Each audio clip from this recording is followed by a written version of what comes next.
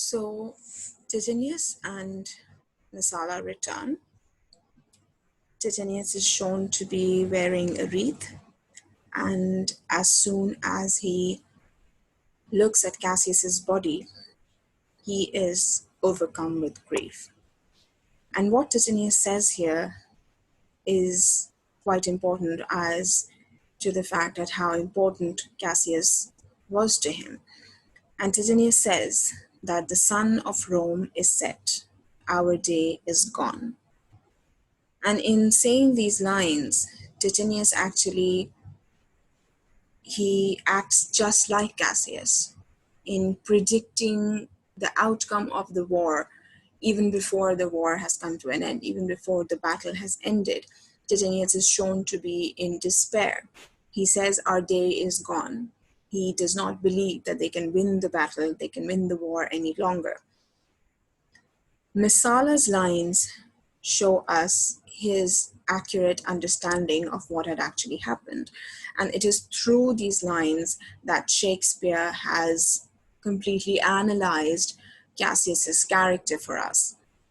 So what Messala says here is, mistrust of good success hath done this deed. He says that Cassius did not believe that he could succeed.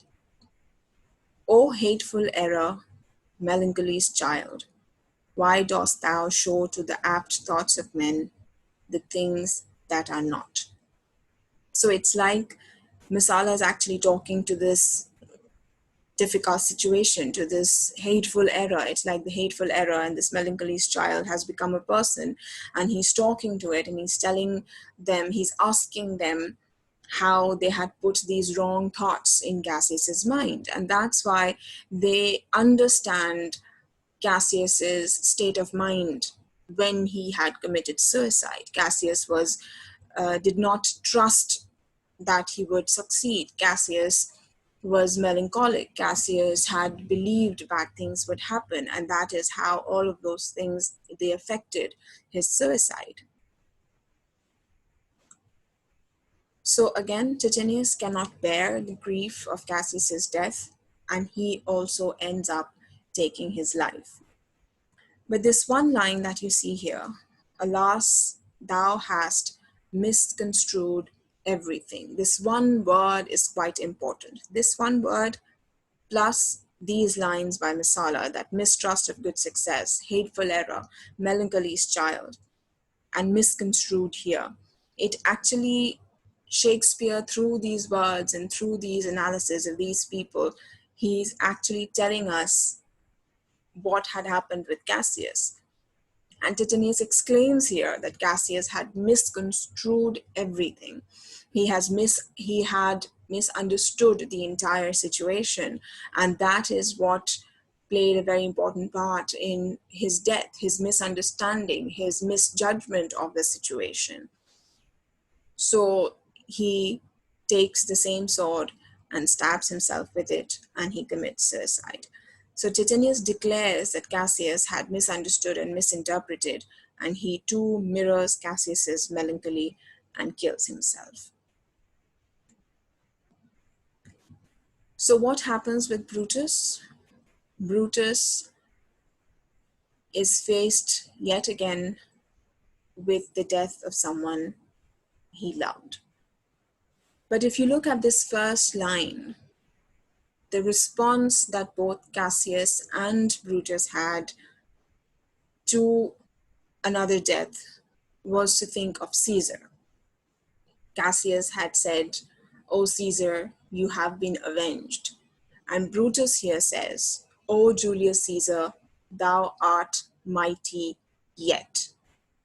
Thou art mighty yet. Caesar, he is, it's like, and this is how, this was one of our objectives here, was to analyze how Caesar's ghost would affect Brutus. And this is how Brutus says, O Julius Caesar, thou art mighty yet. It's like both of them believe, both Cassius and Brutus believed that Caesar still has so much power. He still has so much influence. Even after his death, he has so much influence, and he's so mighty that people are dying, and that Brutus and Cassius's purpose is not fulfilled.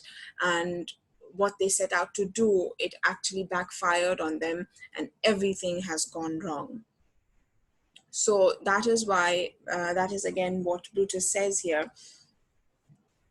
Friends, I owe more tears to this dead man than you shall see me pay.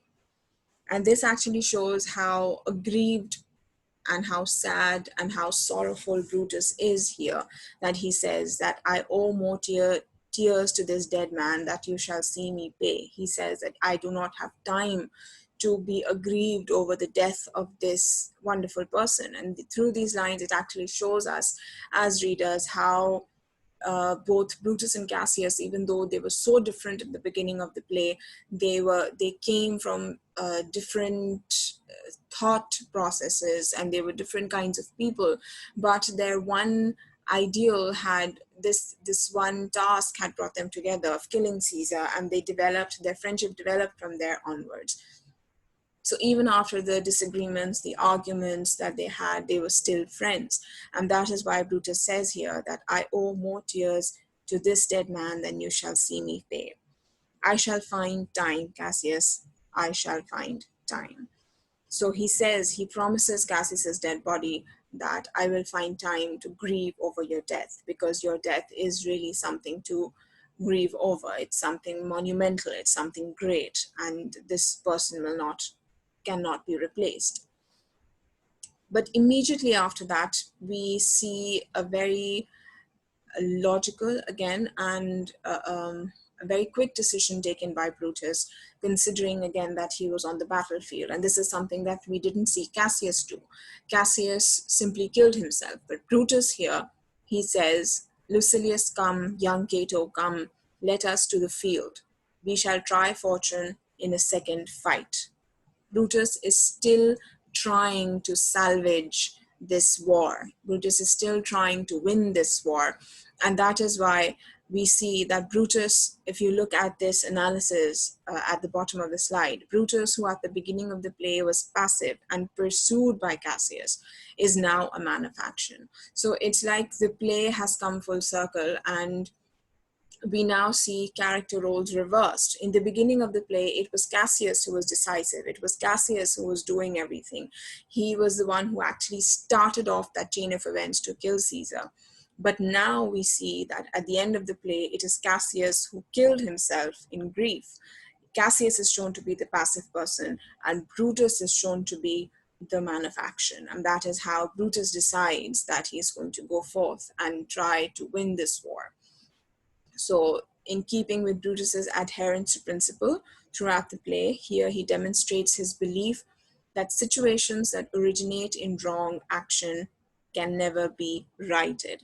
And this is what relates to this first line, O Julius Caesar, thou art mighty yet, that Brutus's adherence to principle and his guilt had completely overtaken him. And that is why he says, Caesar, thou art mighty. Because Brutus, throughout, he's been shown to believe that whatever started in the wrong manner cannot have a good ending. And that is why he aggrieves Cassius's death, but he also understands that this was inevitable because they killed Caesar in a wrong manner, because they committed a very heinous crime by killing Caesar. So it was just and it was understandable that Cassius would die in the same manner as well. Cassius and his tragic flaw. Characters have been shown to have tragic flaws. We have Brutus's tragic flaw is his righteousness and his logic, and that has been shown that even through everything that he's faced, Brutus will still believe in righteousness. Brutus will still act logically. Cassius's tragic flaw was his melancholy, was his pessimism. He too readily accepted defeat. He accepts defeat. He does not want to fight. Because situations one by one after Caesar's death, nothing was going in his favor. He was having arguments with Brutus. He saw those carrion birds. He let those omens affect him too negatively. Everything was happening in the wrong. And that is why he completely accepted defeat. And that actually became a reason for his own death. And that is why it's called a tragic flaw. It's something that led to his own demise, and it was tragic. It had a lot of elements of tragedy to it. So if you look at these lines, my life is run his compass. My life is run his compass, meaning that his life has completed its circuit. It being that the day of the war being Cassius's birthday, it also had a lot of significance, that Cassius believed that because it was his birthday, it was the day that he was born, it would be the day that he would die. Caesar, thou art revenged, even with the sword that killed thee. So at the moment of his death, the instrument that he chose was the same dagger, the same sword with which he had killed Caesar. So it was for Cassius, it was probably the wrong that he had done. It was being righted in a way, that the same sword that he used to kill Caesar was the sword that he was using to kill himself. So Cassius believes his death is Caesar's revenge on him, as he asks Pindarus to kill him with the same sword that was used to kill Caesar. So this is Caesar's revenge on him. This is everything in the universe telling Cassius that you are wrong and you did the wrong thing, and that is why you deserve to be sad, you deserve to be pessimistic. And that is what Cassius is shown to be, this pessimistic, this person with a lot of despair in his life. And that actually turned out to become his tragic flaw. And that is what led to his demise and his suicide. So thank you, students. That brings us to the end of this recorded session. Please make sure that you pause and you rewatch the video for any clarifications, and you address any questions to your teachers through the Google Classroom. Thank you.